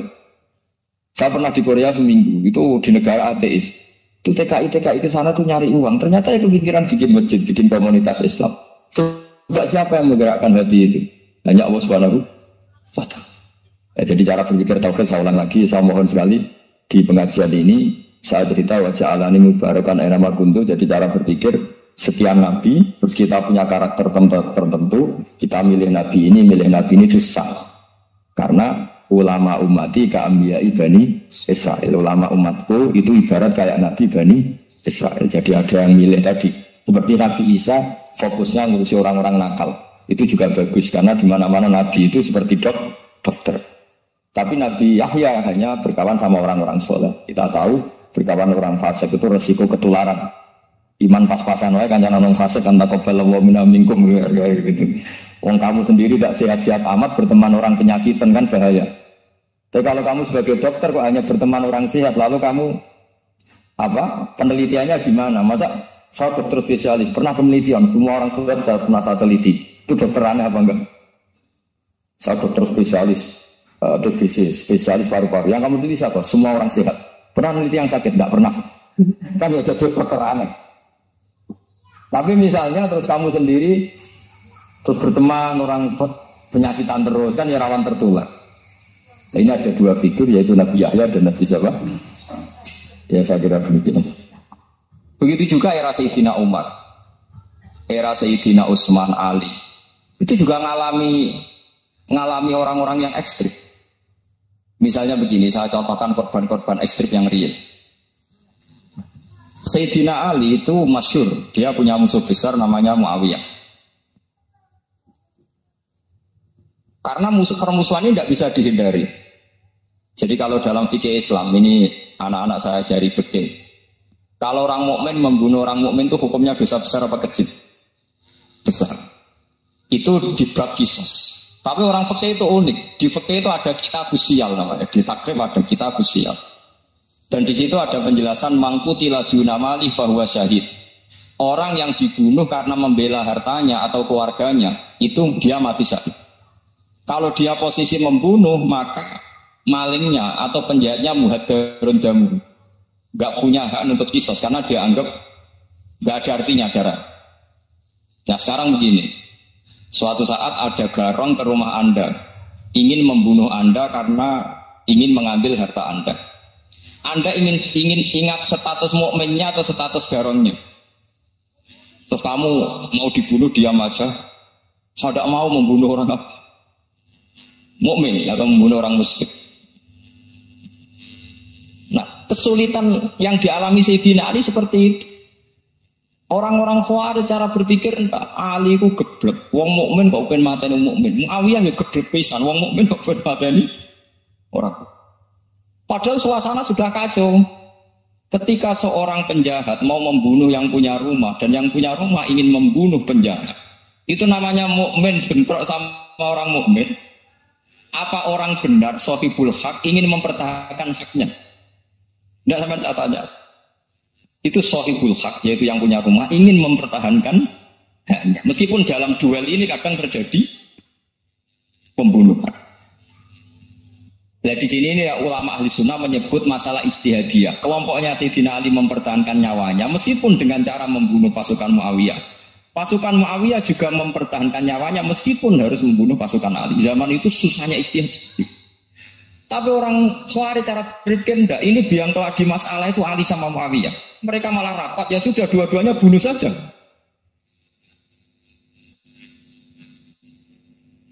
Ya masyhur tuh, akhirnya Sayyidina Ali dibunuh oleh orang Khawarij. Makanya ini penting ya, pentingnya ngaji seperti ini. Jadi kamu harus dilatih berpikir nubuwah. Ya dilatih berpikir apa? Nubuwah disebut al-ulama warasatul. Meskipun dengan cara yang ekstrim, tapi pikirannya saja, jangan perilakunya. Saya punya contoh sekian kasus, sekian tragedi. Misalnya begini. Saya itu dulu punya teman, dia soleh. Bisa baca Fathul Mu'in. Dia itu janggal. Bilang sama saya, Gus, tidak biasanya Rasulullah itu agak-agak nyindir orang fakir. Ini kok ada hadis kadal fakru ayakuna kufur. Bahwa kefakiran itu mendekati apa? Kekufuran. Dia itu aneh sekali. Biasanya tidak biasanya Rasulullah meritik seperti ini. Walhasil, ini singkat cerita. Anak ini ngalami satu trauma. Dia itu miskin. Gara-gara miskin gitu jadi burunya orang non-muslim. Dan sering disuruh ngantar majikannya itu ke tempat-tempat lokalisasi. Dia mulai mikir, ini gara-gara fakir saya harus ngantar orang ke lokalisasi. Mulai ingat dia, sedekah Rasulullah ini gara-gara fakir saya jadi pengantar orang ke lokalisasi. Suatu saat majikannya itu benar-benar bangkrut. Malah ada disuruh nganter. Pokoknya carikan yang cantik bawa sini. Pusing. Nah, dia akhirnya walhasil lari terus keluar. Terus dia cerita. Betapa ekstrimnya fakir. Sehingga gara-gara fakir saya harus jadi penolong orang yang mau apa mak? Anda boleh berpikir ekstrim, tapi ekstrim dalam melawan kemungkaran itu tadi. Saya nggak boleh jadi fakir. Tapi takutnya fakir yang nanti jadi alat kemak. Imam Ghazali juga punya contoh seperti itu. Imam Ghazali pernah marah besar ketika tren di Baghdad itu orang belajar fikih semua. Hatta la yakuna thamma tabibun illa min ahli dhimmah, kata beliau. Sampai di Baghdad itu tidak ada dokter kecuali orang kafir dhimmah. Akhirnya kalau ada ulama sakit, saya masih ingat pas kecil, kalau ada ulama sakit itu tidak boleh dibawa ke rumah sakit. Takutnya ketemu dokter muslim, non muslim malah disuntik langsung apa? Mati. Akhirnya ulama saat itu berfatwa, orang Islam harus ada yang jadi dokter. Banyaklah gus-gus yang sekolah ke dokter. Yang masyhur seperti Sahal itu, Sahal bin Abdul Fattah. Itu dulu putranya Ki Fattah yang menolong Pak Mahfud saat sembunyi. Saking idolakannya pasal anaknya dinamakan Sahal, tapi dia jadi dokter spesialis bedah. Begitu seterusnya urusan negara. Dulu itu orang jabat itu tidak boleh, karena jabat itu dekat dengan syubhat, dekat dengan hak. Tapi gara-gara pejabatnya non muslim, kalau bikin aturan ya ala non muslim. Ulama akhirnya sadar, andikan kita yang jabat pasti tidak seperti itu. Bisa bikin perda ini, bisa bikin pelaturan begini yang menguntungkan Islam. Nah, jadilah banyak pejabat yang sekarang muslim. Tempat-tempat maksiat diobrak-abrik sama Satpol PP macam-macam. Kita untung. Tapi kalau orang-orang Khawarij pikirannya pokoknya pejabat itu dekat dengan haram, dekat dengan syubhat. Padahal dengan kita jabat bisa bikin perda atau apa yang menguntungkan Islam. Kemudian menjadi masalah baru secara fikih. Ini adik-adik dengerin biar kulino senam fikih. Kalau caleg soleh, misalnya Mas Nadif nyalek ini tadi tak guyoni, mau jadi bupati tidak kali ya mau saya dukung. Jadi misalnya gini ya, Zaid sama Bakar, saya Bakar itu orang soleh, mau jadi calon lurah. Dia tahu kalau dia lurahnya kampung lebih baik. Kalau yang jadi ini Zaid, itu kampung itu rusak karena dia suka dugem, suka macam-macam. Kemudian Zaid ini pasti jadi karena beli suara. Misalnya per kepala itu dibeli 50.000. Bakar ini kalau nggak beli suara kalah. Padahal dengan kalahnya Bakar artinya kemenangan kemungkaran. Itu zaman era Fathul Mu'in, muridnya Ibnu Hajar Al-Hitami. Ibnu Hajar muridnya Abu Zakaria Al-Ansori itu fatwa. Yang soleh ini wajib beli suara, bukan boleh, wajib beli suara. Nah, tapi ini namanya tidak nyuwak, perlu dicatat. Ini namanya tidak nyuwak. Jadi tidak bisa kamu kaitkan misalnya ar-rosi wal murtasi finnar. Yang nyuwak maupun yang menerima suwap adalah sama-sama di neraka. Tidak bisa seperti itu. Karena logikanya dibalik. Sekarang Bakar ini beli suara itu untuk membeli kebenaran, untuk mengawal kebenaran. Zaid beli suara untuk menopang kebatilan. Berarti namanya Bakar ini penyuap atau pembeli kebenaran? Pembeli kebenaran. Harus dibedakan. Nah ini pentingnya ulama.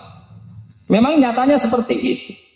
Yang dikatakan nyuap, riswah itu adalah membayar uang li'ibtolil haqqi untuk membatalkan kebenaran atau membenarkan kebatilan. Itu namanya nyuap. Tapi kalau mengeluarkan uang untuk menghakkan barang hak dan membatalkan barang batil, itu namanya uang percuma. Nah ini pentingnya mikir. Jadi ulama itu mulai dulu sudah banyak. Nah sekarang sudah banyak orang-orang khusyuk yang biasa di masjid khusyuk. Kalau ditanya zaman akhir rusak kabeh, wong soleh-soleh wis nyuap. Kalau orang soleh ini tidak nyuap ya tidak jadi. Kalau nggak jadi mereka nggak ada yang jadi DPR, nggak ada partai Islam, habis malah Indonesia. Saya itu punya kenalan banyak pakar-pakar di Jakarta, itu cerita saya Pak Bahar. Indonesia itu solusinya gampang. Kita ini punya Bali, punya Batam. Itu kalau Bali dimakaukan, Batam dikayakan Hollywood. Amerika kaya itu bukan karena hebat, pornografi dijual, tinju Di Nevada itu dijual, di Las Vegas dijual. Apa saja dijual.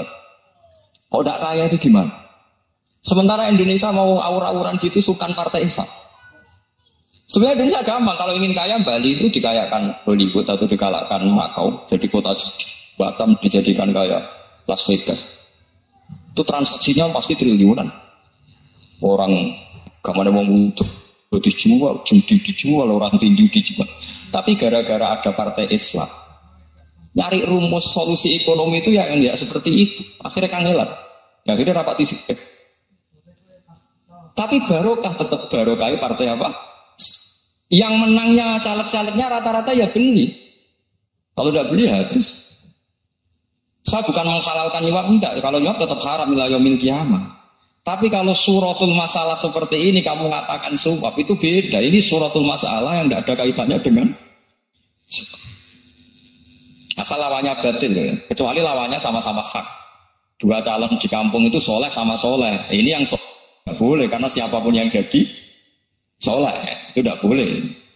Karena kalau cari musuh yang dolim biar halal ya. Sekarang ya seperti itu. Kamu biasa heroik, biasa ngasih kiai kamu, ngasih hadiah kamu, biasa ngasih ibu kamu uang. Ternyata ibu kamu setelah kamu kasih uang dikasihkan adik kamu atau kakak kamu yang nggak pernah kerja, terus kamu marah-marah, ini tidak adil. Saya yang memberi nggak dikasih, ini yang nggak kerja dikasih terus. Loh kamu biasa jadi pahlawan kok turun kelas menjadi apa? Pasien. Kamu milih jadi pahlawan apa pasien? Pahlawan. Jadi sebetulnya faham-faham ekstremis ini dari kegoblokan.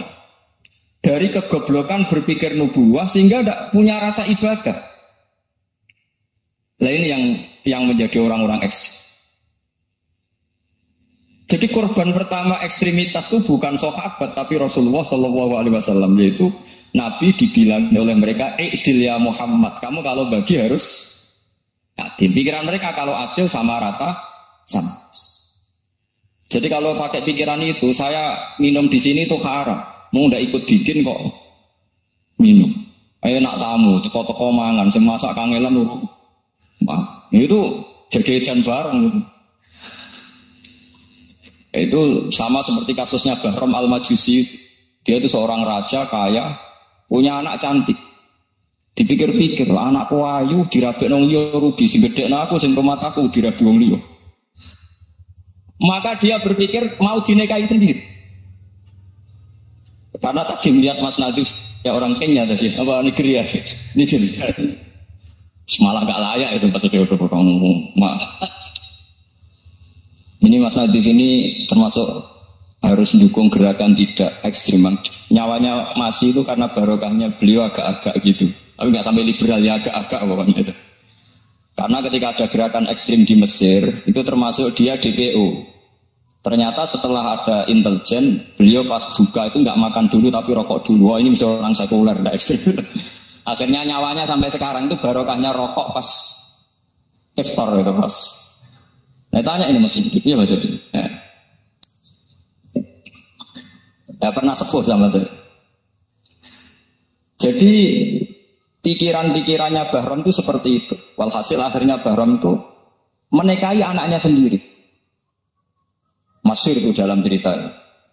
Jadi ceritanya itu ada seorang wali tidur di Masjid Haram sama Rasulullah, ditemuin. Terus kata Rasulullah, salam saya untuk Bahram Al-Majusi. Ternyata dicari-cari nggak ada Bahram lain kecuali Bahram yang berdua, bahkan anaknya sendiri mau dinikahi. Ya cara berpikir karena seperti itu. Kalau kita berbuat banyak harus dapat. Itu bahaya. Bahaya sekali karena kalau dalam teori beragama itu al-yadul ulya khairum minal yadis sufla. Kalau biasa ngasih ya ngasih saja, itu heroik. Itu bagus. Jangan biasa ngasih sekarang bermental apa? Pas. Makanya saya itu kalau ngajar di pondok yang dulu pernah saya belajar di situ atau yang pernah sepuh itu, dikasih itu bingung. Karena saya ya masih waras itu. Jadi kalau dikasih itu bingung.